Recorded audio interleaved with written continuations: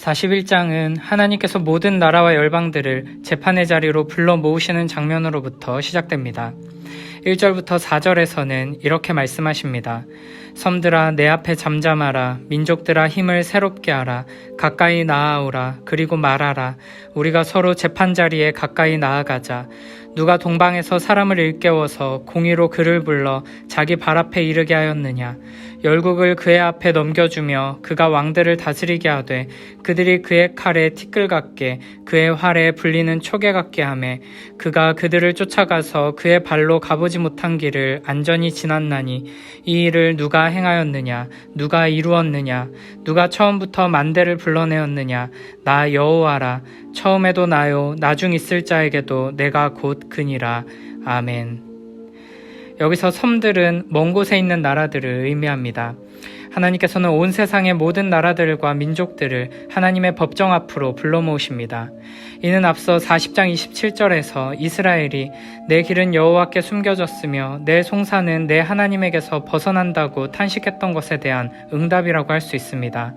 하나님께서는 역사의 주관자로서 하나님의 법정에 세상 나라들을 불러 모으시고 그들을 신문하고 판결하시면서 이 모든 일들을 주관하고 다스리시는 분이 바로 여호와 하나님이심을 보여주며 이스라엘에 대한 재판을 잊으신 것이 아니라는 사실을 분명하게 확인시켜 주십니다.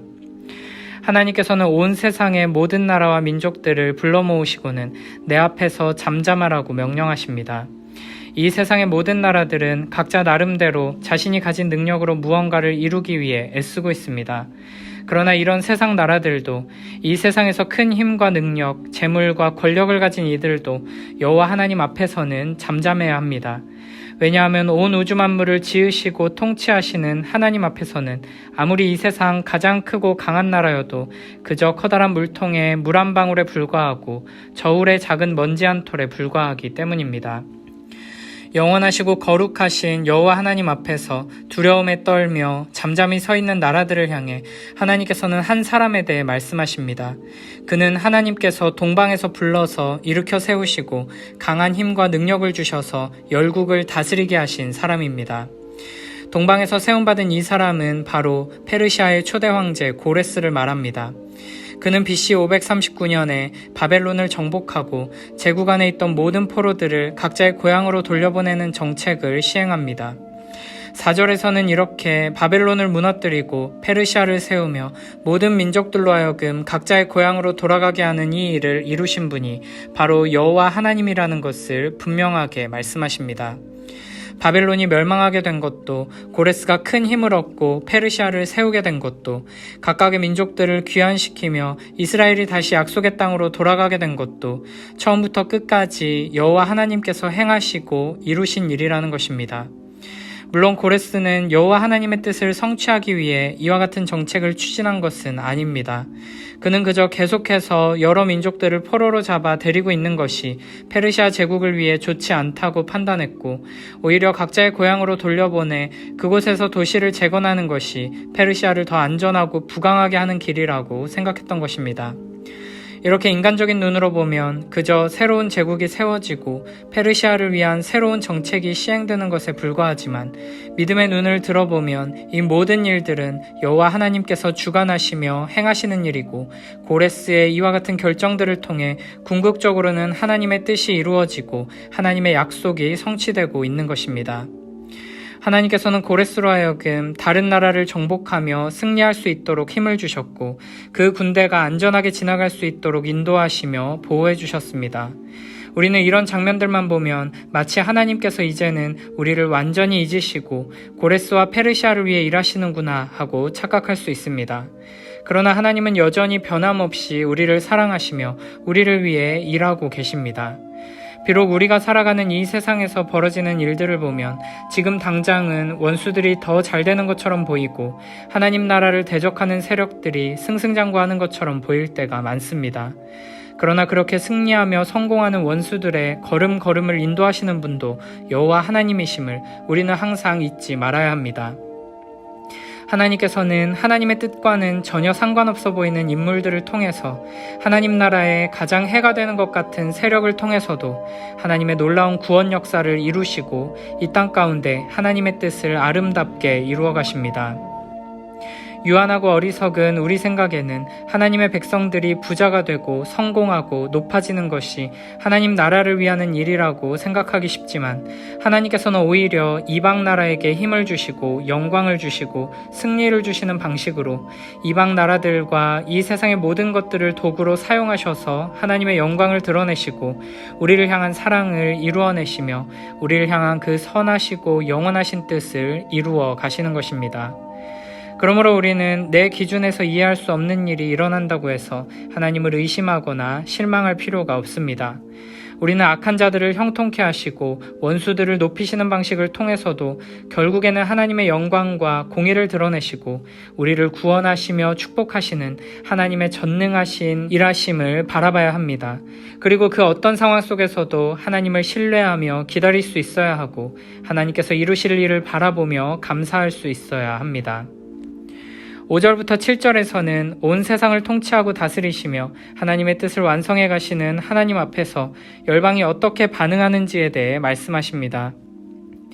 섬들이 보고 두려워하며 땅끝이 무서워 떨며 함께 모여와서 각기 이웃을 도우며 그 형제에게 이르기를 너는 힘을 내라 하고 목공은 금장색을 격려하며 망치로 고르게 하는 자는 매질꾼을 격려하며 이르되 땜질이 잘 된다 하니 그가 못을 단단히 박아 우상을 흔들리지 아니하게 하는도다. 아멘. 1절에서 열방을 하나님의 법정 앞에 불러 모으시고는 잠잠하라 하셨는데 크신 하나님의 영광을 본 자들은 두려워하며 무서워 떨게 됩니다. 그러나 그와 같은 두려움이 하나님을 향한 경외와 예배로 이어지지 않고 오히려 하나님을 대적하는 행동으로 나타나게 됩니다. 그들은 서로 협력하고 격려하며 우상을 만들기 시작합니다. 7절에는 우상을 만드는 데 중요한 역할을 감당하는 4종류의 장인들이 등장합니다. 목공과 금장색, 고르게 하는 자와 매질꾼은 각자의 기술을 가지고 우상을 만들면서 서로 응원하고 칭찬하며 협력합니다. 그들은 그렇게 크신 하나님에 대한 두려움으로 인해 힘과 지혜를 모아 우상을 만들고 그 우상이 흔들리지 않게 단단히 고정시킵니다.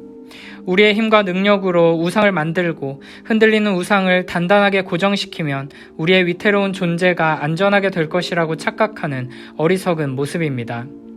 크신 하나님, 전능하신 하나님을 만나면 그 앞에 엎드려 그분을 경배하고 예배하며 그 하나님을 의지하는 것이 자연스러운 반응이라고 생각됩니다. 그러나 완악한 인간은 그 쉬운 길을 거부하고 우상을 만드는 복잡하고 어려운 그리고 어리석고 한심한 길을 선택합니다. 하나님을 의지하는 삶에 큰 축복과 기쁨과 위로와 만족이 있지만 죄인들은 어떻게든 하나님을 의지하지 않기 위해 오히려 하나님을 대적하기 위해 하나님에게서 멀리 떠나기 위해 온 힘과 지혜를 짜내서 우상을 만들고 위태롭게 흔들리는 우상을 단단하게 고정시켜서 그 위에 서려고 합니다. 혹시 우리의 삶에 이와 같이 악하고 어리석은 모습이 있는 것은 아닌지, 우상을 만들어서 섬기며 그 우상을 의지하는 악하고 어리석은 모습으로 이 세상 사람들과 똑같이 살아가고 있는 것은 아닌지 돌아봐야 할 것입니다. 서로 격려하고 협력하여 열심히 우상을 만드는 그 흐름에 동참하는 어리석은 삶이 아니라 겸손히 하나님 앞에 엎드려 하나님을 경외하며 하나님을 의지하는 복되고 거룩한 삶으로 나아가는 우리 모두가 되길 축복합니다. 8절부터 13절에서는 어리석은 이 세상과 구별되는 하나님의 백성들에 대해 말씀하십니다. 그러나 나의 종 너 이스라엘아, 내가 택한 야곱아, 나의 벗 아브라함의 자손아, 내가 땅끝에서부터 너를 붙들며 땅 모퉁이에서부터 너를 부르고 내게 이르기를 너는 나의 종이라, 내가 너를 택하고 싫어하여 버리지 아니하였다 하였노라. 두려워하지 말라, 내가 너와 함께함이라. 놀라지 말라, 나는 내 하나님이 됨이라. 내가 너를 굳세게 하리라. 참으로 너를 도와주리라. 참으로 나의 의로운 오른손으로 너를 붙들리라. 보라, 내게 노하던 자들이 수치와 욕을 당할 것이요 너와 다투는 자들이 아무것도 아닌 것 같이 될 것이며 멸망할 것이라. 내가 찾아도 너와 싸우던 자들을 만나지 못할 것이요 너를 치는 자들은 아무것도 아닌 것 같고 허무한 것 같이 되리니 이는 나 여호와 너의 하나님이 내 오른손을 붙들고 내게 이르기를 두려워하지 말라, 내가 너를 도우리라 할 것임이니라. 아멘. 8절에서 하나님께서는 이스라엘을 향해 나의 종, 내가 택한 야곱, 나의 벗 아브라함의 자손이라고 부르십니다. 그러면서 9절에서는 내가 땅끝에서부터 너를 붙들었고 내가 너를 택하고 싫어하여 버리지 않았다고 말씀하십니다. 비록 지금 이스라엘이 하나님의 무서운 징계와 심판 아래 놓여 있고 세상이 보기에는 비참한 처지에 있지만 여전히 이스라엘은 하나님의 종이며 선택받은 백성들이고 하나님의 사랑받는 벗이라는 것입니다. 그러므로 이스라엘은 아무것도 두려워할 필요가 없고 열방들은 하나님 앞에서 두려워 떨지만 이스라엘은 오히려 하나님의 임재하심과 그 말씀으로 인해 위로받고 기뻐하며 감사할 수 있는 것입니다. 우리는 하나님의 놀라운 축복을 경험하며 살아가는 복된 순간에서뿐 아니라 하나님의 심판과 저주 아래서 고통스러운 순간에도 기뻐하며 감사할 수 있습니다. 왜냐하면 우리의 상황과 환경, 우리 앞에 놓인 문제와 고난과 상관없이 언제나 우리는 하나님과의 언약의 관계, 영원한 사랑의 관계 안에 있기 때문입니다. 하나님께서는 아브라함과 모세와 다윗을 향해 하나님의 종이라고 부르셨고 사도 바울도 자신을 예수 그리스도의 종이라고 소개합니다. 어떤 사람의 종이 된다는 것은 고통스러운 일이고 비참한 일이지만 여호와 하나님의 종이 된다는 것은 영광스러운 일이고 감사한 일입니다. 만군의 주 여호와 하나님께서 우리를 소유로 삼으셔서 우리를 지키시고 보호하시며 인도하신다는 뜻이고 우리와 관계를 맺으시고 항상 우리와 함께 하신다는 뜻이기 때문입니다. 9절에서는 내가 너를 택하고 싫어하여 버리지 아니하였다고 말씀하십니다. 비록 우리가 처한 상황과 환경이 마치 하나님께 버림받은 것처럼 느껴질 때가 있을 수 있습니다. 그러나 우리의 상황과 환경은 계속해서 변하고 하나님께서 우리를 인도하시는 이 길이 어디로 이어져 있는지를 우리는 다 알 수 없습니다. 다만 우리를 향한 하나님의 사랑은 영원히 변하지 않고 하나님께서는 궁극적으로 우리를 영원한 하나님의 사랑 안으로 영광스러운 하나님 나라로 인도하실 것임에 대해서는 확신할 수 있습니다. 이 하나님의 사랑과 신실하심을 기억하며 의지할 때 우리는 그 어떤 상황 속에서도 두려워하지 않을 수 있습니다. 10절에서는 혼란스럽고 두려워하는 우리들에게 땅끝에서 버림받은 것처럼 울고 있는 우리에게 하나님께서 두려워하지 말라고 말씀하십니다.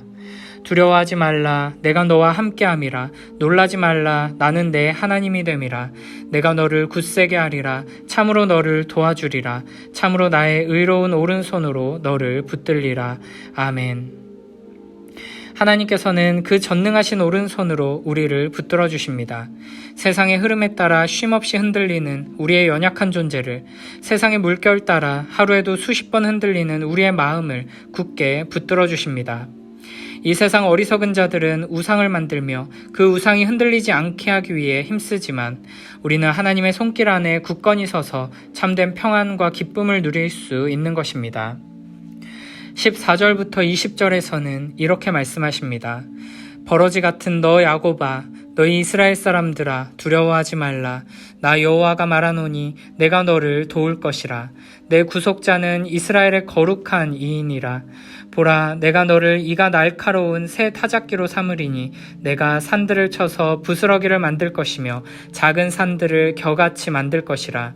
내가 그들을 까부른즉 바람이 그들을 날리겠고 회오리 바람이 그들을 흩어버릴 것이로되 너는 여호와로 말미암아 즐거워하겠고 이스라엘의 거룩한 이로 말미암아 자랑하리라. 가련하고 가난한 자가 물을 구하되 물이 없어서 갈증으로 그들의 혀가 마를 때에 나 여호와가 그들에게 응답하겠고 나 이스라엘의 하나님이 그들을 버리지 아니할 것이라. 내가 헐벗은 산에 강을 내며 골짜기 가운데에 샘이 나게 하며 광야가 못이 되게 하며 마른 땅에 샘 근원이 되게 할 것이며 내가 광야에는 백향목과 시띠나무와 화석류와 들감람나무를 심고 사막에는 잣나무와 소나무와 향양목을 함께 두리니 무리가 보고 여호와의 손이 지으신 바요 이스라엘의 거룩한 이가 이것을 창조하신 바인 줄 알며 함께 헤아리며 깨달으리라. 아멘. 14절에서는 이스라엘을 버러지 같은 너 야곱아라고 부르십니다. 그러나 이 벌레 같은 이스라엘도 하나님께서 임하셔서 함께 하시면 이가 날카로운 새 타작기가 되어 하나님의 놀라운 역사에 귀한 도구로 쓰임받게 됩니다. 하나님께서는 벌레 같은 우리를 사용하셔서 산들을 쳐서 부스러기를 만들고 작은 산들은 겨같이 만들며 온 세상 모든 나라들을 흩어버리신다고 말씀하십니다. 17절에서는 물이 없어서 갈증으로 혀가 마를 때 하나님께서 우리의 기도에 응답하셔서 우리의 갈증을 해결해 주신다고 말씀하십니다. 우리의 영혼 깊은 곳에서부터 말미암는 영적인 갈증은 하나님께로부터 오는 은혜가 아니고는 결코 채워질 수 없습니다. 그래서 이 세상 사람들은 이 세상 속에서 영혼의 목마름을 채우기 위해 발버둥치지만 아무것도 얻지 못한 채 갈증 속에서 죽어가게 되는 것입니다. 18절, 19절에 등장하는 풍경들은 우리 영혼의 척박한 상태를 상징하는 모습들입니다. 하나님께서는 헐벗은 산, 골짜기, 광야, 마른 땅, 사막과 같은 우리에게 찾아오셔서 풍성한 생명수의 강이 흐르게 하시고 많은 꽃과 나무가 자라게 하십니다. 그리고 이렇게 놀라운 회복의 은혜를 경험한 우리를 온 세상이 보고 함께 헤아리며 깨닫게 될 것입니다. 이 세상을 두려워하지 않고 우리와 함께 하시며 우리를 회복시키시는 여호와 하나님을 신뢰하며 의지하는 삶을 통해 여호와 하나님의 손길이 아니고는 설명할 수 없는 놀라운 축복과 회복의 은혜가 우리의 삶과 가정과 공동체에 충만하게 임하게 되길 바랍니다.